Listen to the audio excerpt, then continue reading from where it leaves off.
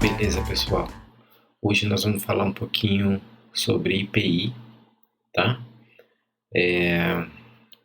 Até a aula passada nós falamos ali de regime tributário, terminamos o regime tributário. Hoje nós vamos começar os tributos, especificamente falando, né?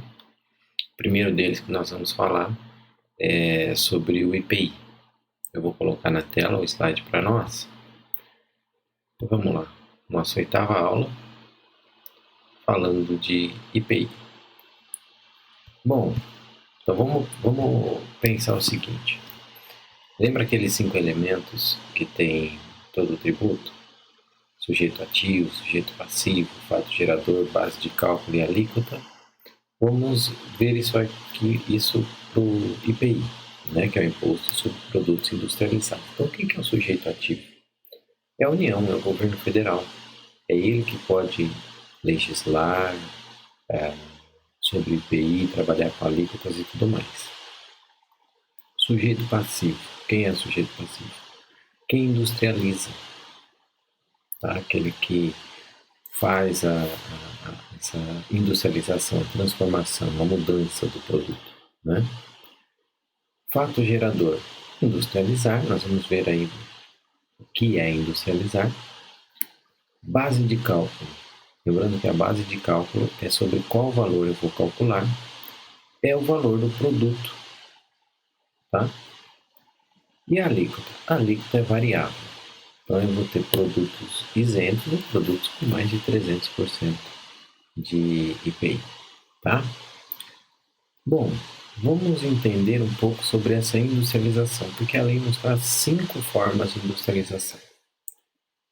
A primeira delas é a transformação. Eu vou ler exatamente como está no texto legal e aí eu vou falando para vocês como funciona. Transformação. O caput do artigo ele vai dizer assim, olha, industrialização é a que exercida sobre matérias-primas ou produtos intermediários importe na obtenção de uma espécie nova. É a transformação. Vamos pensar assim. Eu tenho uma matéria-prima, eu transformo essa matéria-prima em outro produto. Tá? Podemos colocar aí como exemplo dessa transformação a própria a industrialização. Essa é a mais comum. Por exemplo, quando vai fabricar uma geladeira,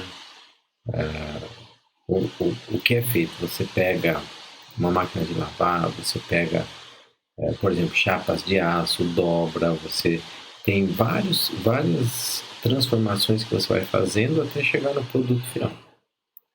Tá? Então, quando a gente pensa em industrialização, aquilo que a indústria faz, é isso que vem à mente, é a transformação. É a primeira coisa. Tá? Então, mas não é só essa transformação, existem outras formas. Por exemplo, beneficiamento. O texto legal fala assim, ó, a que importa em modificar, aperfeiçoar ou, de qualquer forma, alterar o funcionamento, a utilização, o acabamento ou a aparência de um produto. Beneficiamento, por exemplo, a farinha de trigo é um beneficiamento. Né?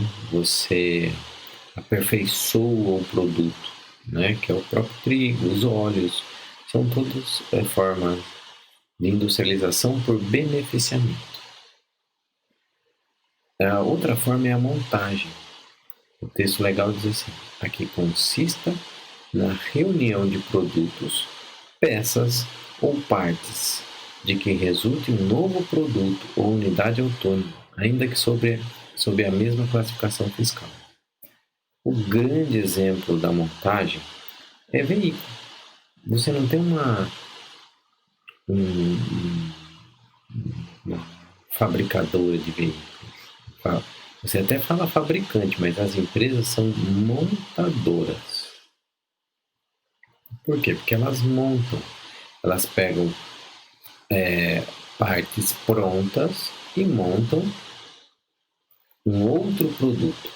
Então ela compra o pneu pronto, ela compra a roda pronta, ela compra o volante pronto, ela compra, são várias partes prontas que são montadas.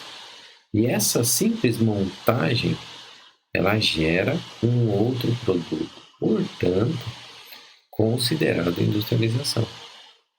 Então, também vai ser um fato gerador. Tranquilo?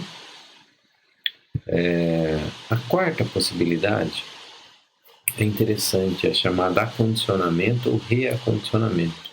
Eu vou ler para vocês, que diz assim: que importe em alterar a apresentação do produto pela colocação da embalagem, ainda que em substituição da original, salvo quando a embalagem se destine apenas ao transporte de mercadorias.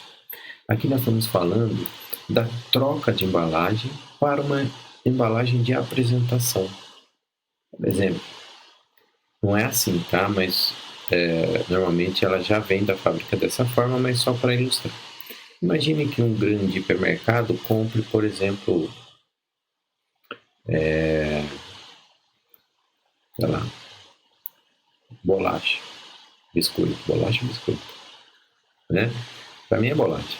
Compra bolacha e essa bolacha vem na embalagem do fabricante ou numa embalagem genérica, né?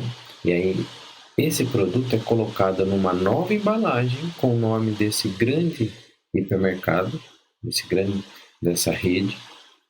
E aí ela vende como se fosse um produto dela, dando a marca dela.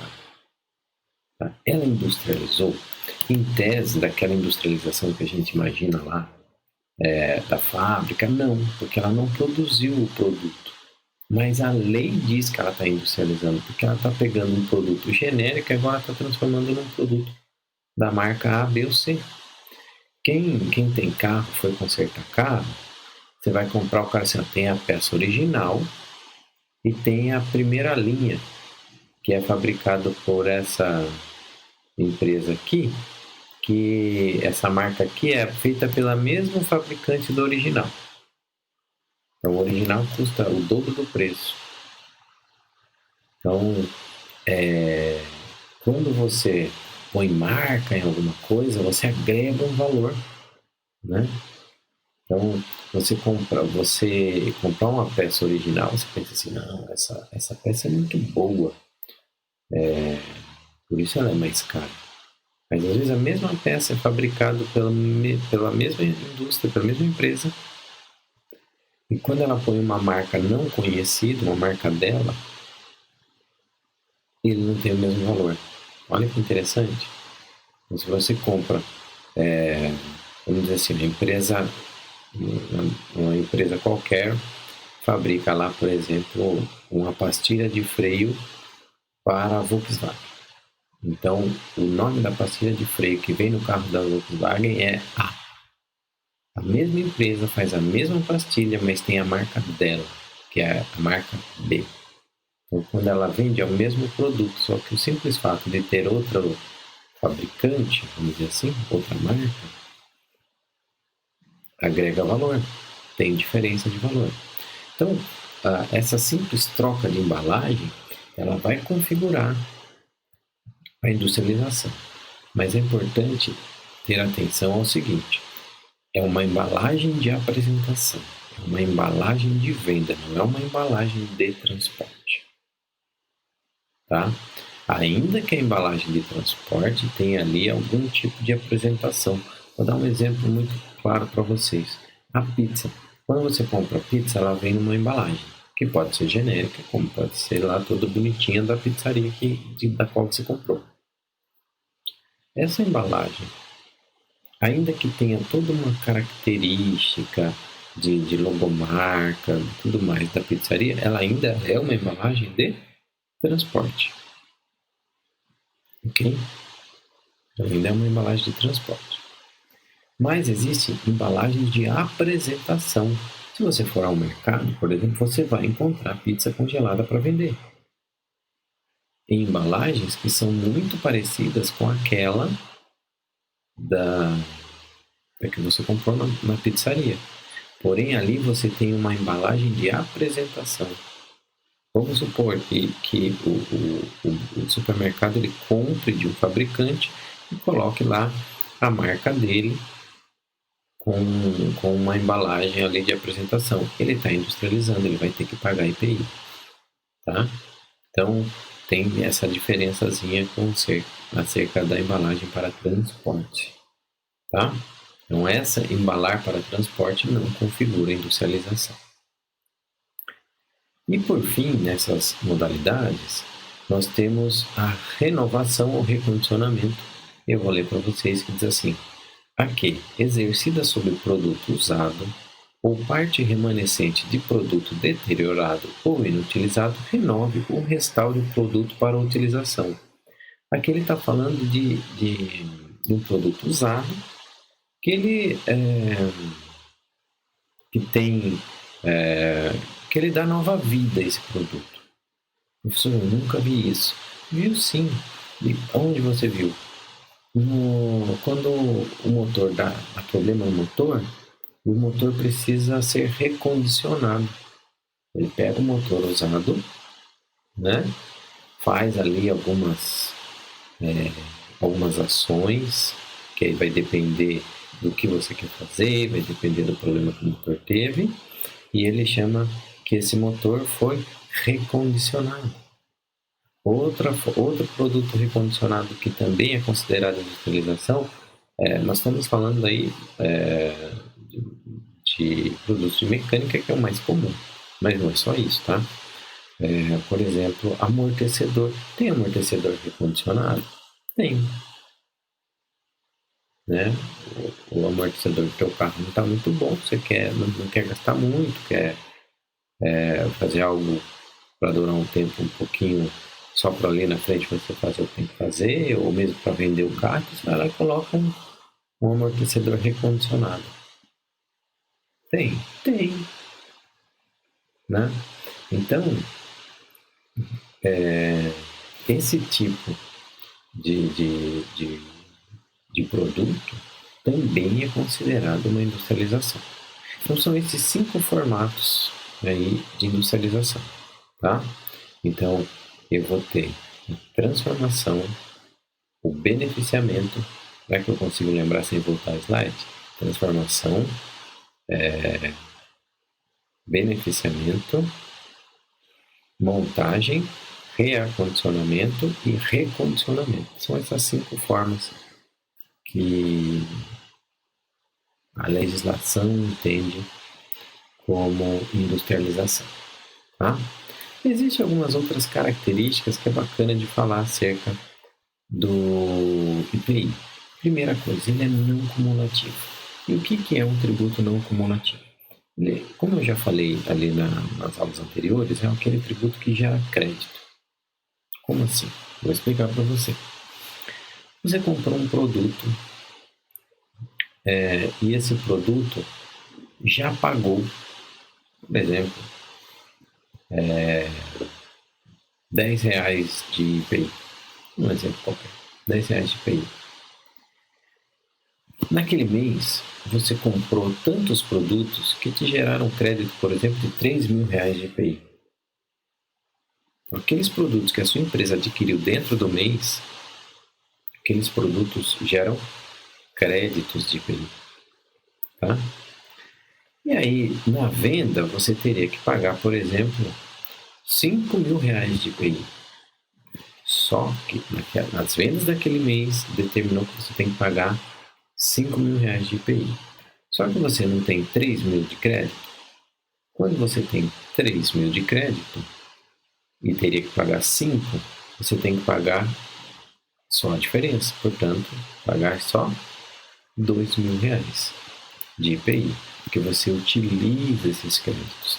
Daí, na prática, gera um planejamento. Às vezes, uma venda no último dia do mês, a empresa quer que essa venda aconteça no mês seguinte. Por quê? Porque se for dentro daquele mês, ela vai ter que pagar mais IPI naquele mês. Então, ela prefere ganhar tempo para pagar aquele IPI. Ou uma compra. A empresa já tem muito EPI, crédito de IPI para esse mês, então ela quer que a compra aconteça no mês seguinte, para que esse crédito de IPI aconteça no mês seguinte. Tá? Então, essa é o mecanismo de não cumulatividade do tributo do IPI. Tá? Outra característica é que inclui o IPI, ele entra no valor da nota.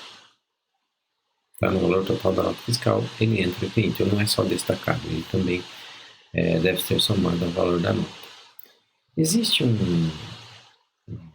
uma tabela, e aí eu vou pular para o último item, chamado TIP, tabela do IPI. Essa tabela do IPI eu até tem lá nos arquivos para vocês, se vocês quiserem ver como é que é. Essa tabela, ela traz os produtos e traz as alíquotas. Tá? Por isso, eu falei para vocês, tem alíquota variável. Tem. Onde que está? Está nessa tabela. Né? E ali você vai ter os produtos, bonitinho, e vai ter a alíquota.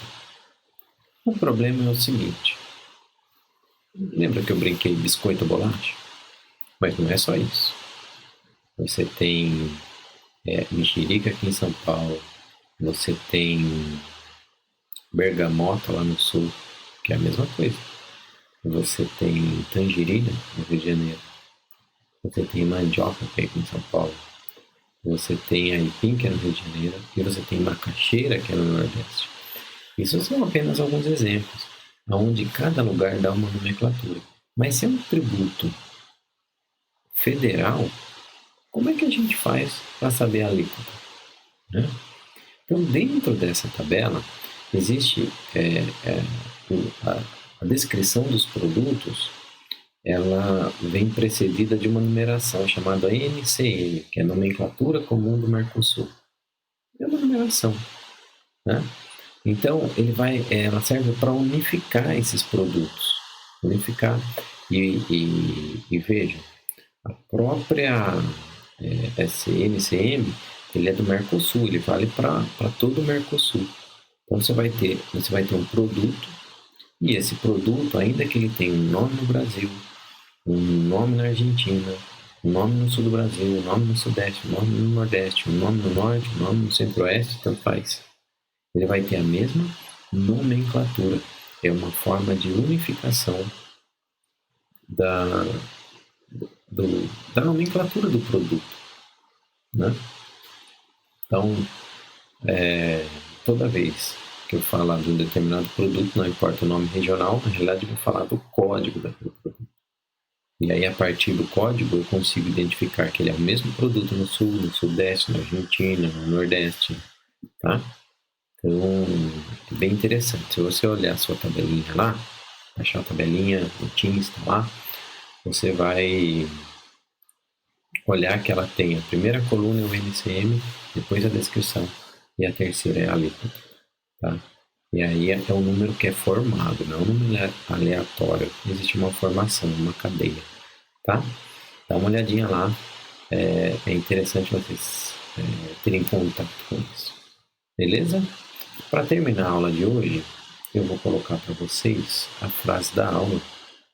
A de hoje é bem legal, eu gostei. Que ela fala assim, é de Confúcio, que diz assim: há 3 métodos para ganhar sabedoria. O primeiro, por reflexão, que é o mais nobre. O segundo, por imitação, que é o mais fácil. O terceiro, por experiência, que é o mais amargo. A gente sempre aprende coisas da vida. Sempre não aprende.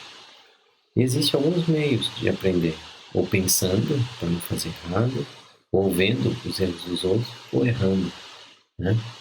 Então, gaste tempo observando as pessoas, gaste tempo refletindo sobre as ações, para que você não tenha que aprender do jeito amargo.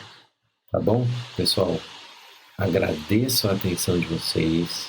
Muito obrigado por ter estado comigo até no final do vídeo. Tá? E tem atividade para vocês, e qualquer dúvida, eu estou lá na reunião, aguardando aí vocês. E para tirar a dúvida, pode ir lá, horário de aula eu tô lá, tá bom? Um abraço, tchau, tchau.